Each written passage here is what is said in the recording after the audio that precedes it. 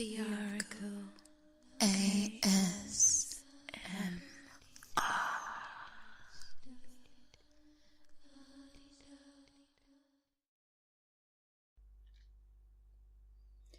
Welcome to this ASMR recording of Lewis Carroll's Alice in Wonderland, Chapter 7, A Mad Tea Party. There was a table set out under a tree in front of the house, and the March Hare and the Hatter were having tea at it.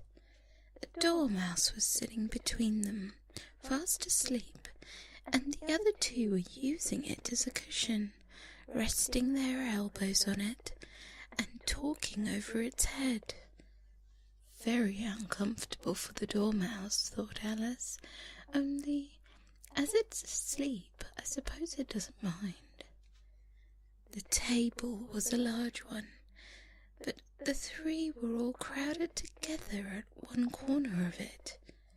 "No room, no room," they cried when they saw Alice coming. "There's plenty of room," said Alice indignantly, and she sat down in the large armchair at one end of the table. "Have some wine," the March Hare said in an encouraging tone.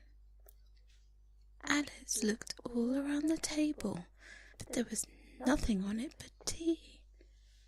"I don't see any wine," she remarked. "There isn't any," said the March Hare. "Then it wasn't very civil of you to offer it," said Alice angrily. "It wasn't very civil of you to sit down without being invited," said the March Hare. "I didn't know it was your table," said Alice. "It's late for a great many more than 3. "Your hair wants cutting," said the Hatter. He had been looking at Alice for some time with great curiosity, and this was his first speech. "You should learn not to make personal remarks," said Alice with some severity. "It's very rude." The Hatter opened his eyes very wide on hearing this, but all he said was, "Why is a raven like a writing desk?" "Come, shall we have some fun now?" thought Alice. "I'm glad they've begun asking riddles. I believe I can guess that," she said aloud.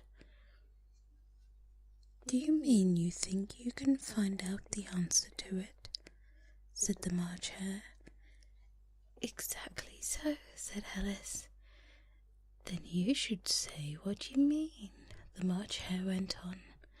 "I do," Alice hastily replied. At least I mean what I say. That's the same thing, you know." "Not the same thing a bit," said the Hatter. "You might as well just say I see what I eat.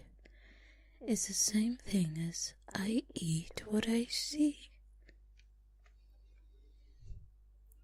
"You might as well just say," added the March Hare, "that I like what I get. It's the same thing as I get what I like."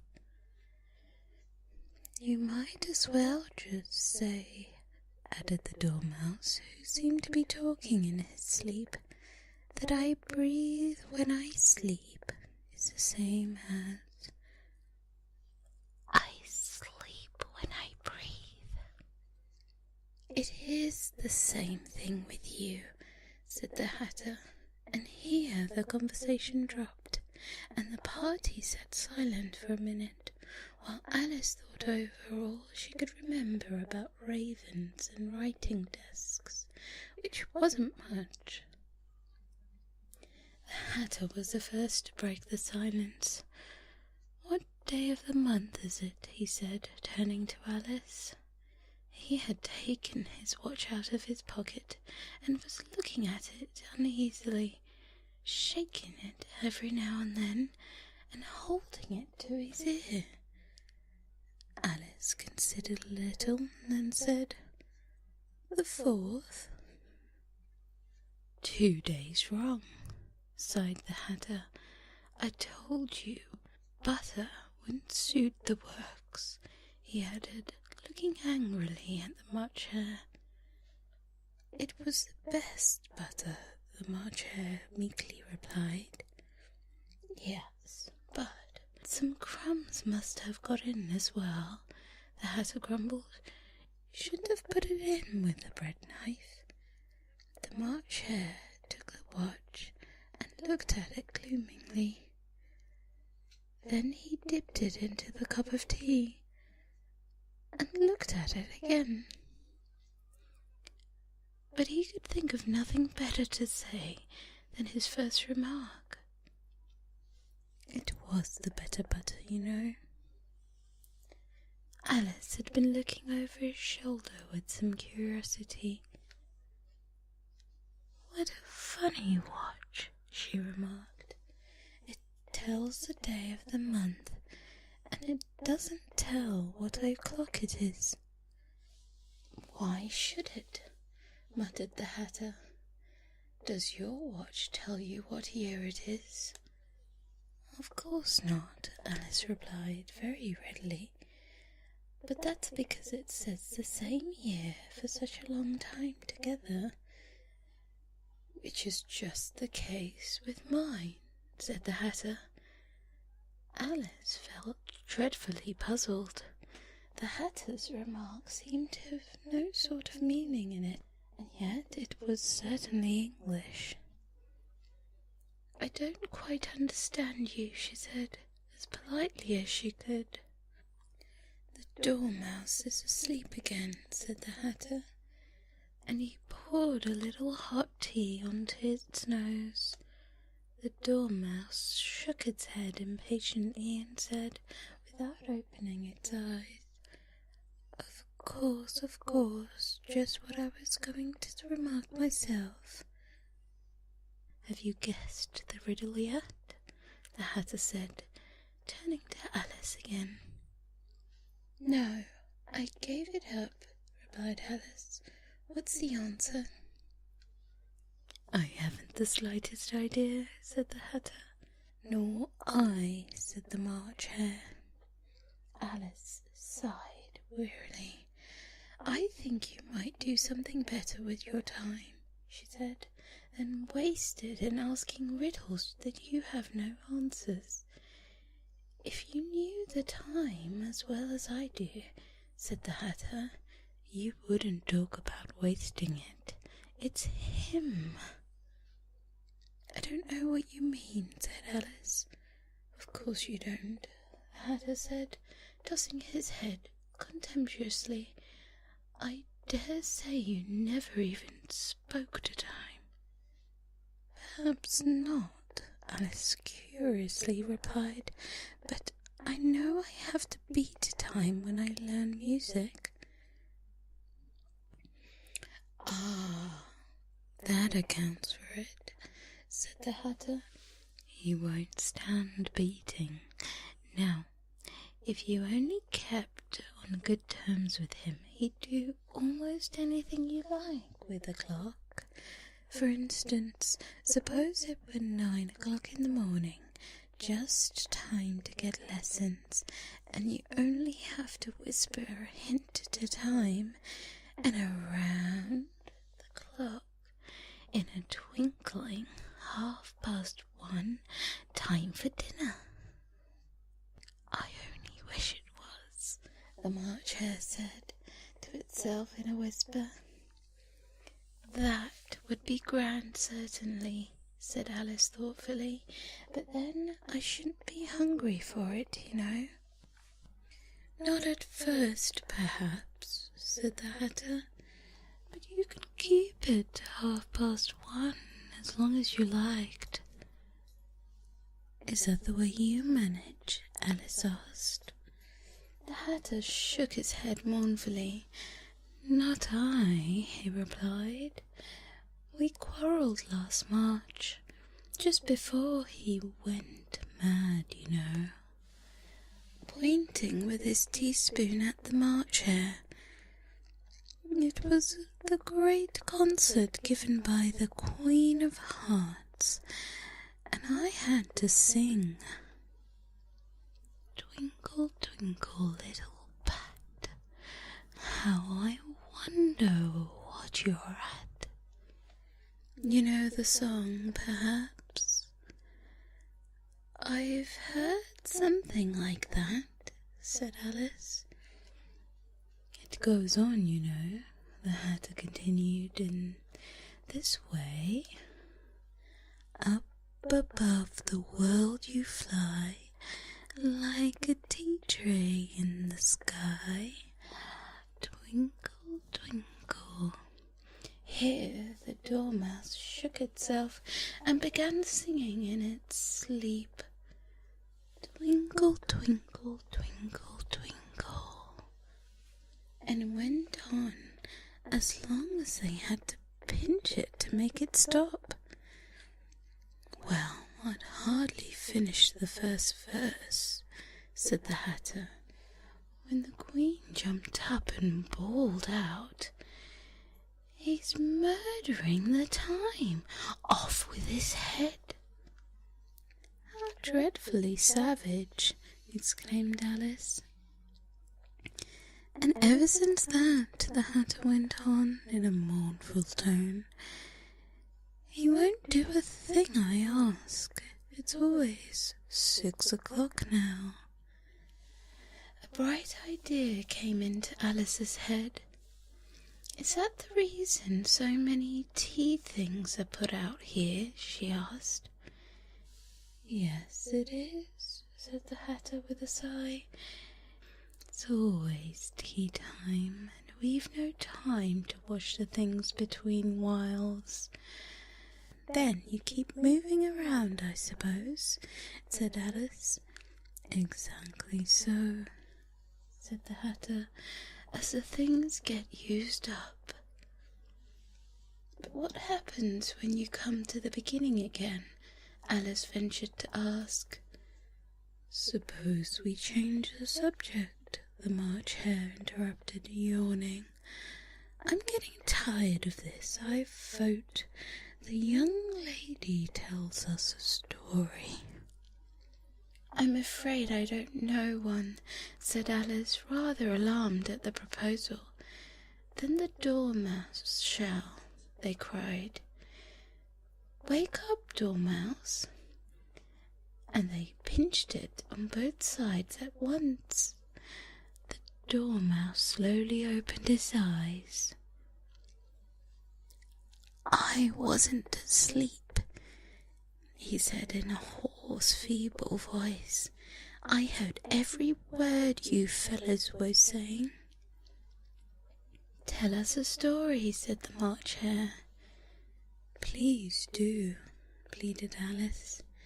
And be quick about it, added the Hatter, or you'll sleep again before it's done. Once upon a time there were 3 sisters, the Dormouse began in a great hurry, and their names were Elsie, Lacy, and Tilly, and they lived at the bottom of the well. What did they live on? Said Alice, who always took a great interest in questions of eating and drinking. They lived on treacle, said the Dormouse after thinking a minute or two. They couldn't have done that, you know, Alice gently remarked. They'd have been ill. So they were, said the Dormouse, very ill. Alice tried to fancy herself what such an extraordinary ways of living would be like, but it puzzled her too much, so she went on. But why did they live at the bottom of the well? Take some more tea, the March Hare said to Alice very earnestly. "I've had nothing yet," Alice replied in an offended tone, "so I can't take more." "You mean you can't take less?" said the Hatter. "It's very easy to take more than nothing." "Nobody asked your opinion," Alice said. "Who's making personal remarks now?" the Hatter asked triumphantly. Alice did not quite know what to say to this, so she helped herself to some tea and bread and butter, and then turned to the Dormouse and repeated her question. Why did they live at the bottom of the well? The Dormouse again took a minute or two to think about it, and then he said, "It was a treacle well." "There's no such thing," Alice was beginning very angrily, but the Hatter and the March Hare went, "Shh, shh," and the Dormouse sulkily remarked, "If you can't be civil, you'd better finish the story yourself." "No, please go on," Alice said very humbly. "I won't interrupt again. I dare say they may be one." "One indeed," said the Dormouse indignantly. However, he consented to go on. "And so these three little sisters, they were learning to draw, you know." "What did they draw?" said Alice, quite forgetting her promise. "Treacle," said the Dormouse, without considering it at all this time. "I want a clean cup," interrupted the Hatter. "Let's all move one place on." He moved as he spoke, and the Dormouse followed him. The March Hare moved into the Dormouse's place, and Alice rather unwillingly took the place of the March Hare. The Hatter was the only one who got any advantage from the change, and Alice was a good deal worse off than before, as the March Hare had just set up the milk jug into his plate. Alice did not wish to offend the Dormouse again, so she began very cautiously. "But I don't understand. What did they draw from treacle?" "You can draw water out of a water well," said the Hatter. "So I should think you could draw treacle out of a treacle well, eh, stupid?" "But they were in the well," said Alice to the Dormouse, not choosing to notice the last remark. "Of course they were," said the Dormouse. "Well in."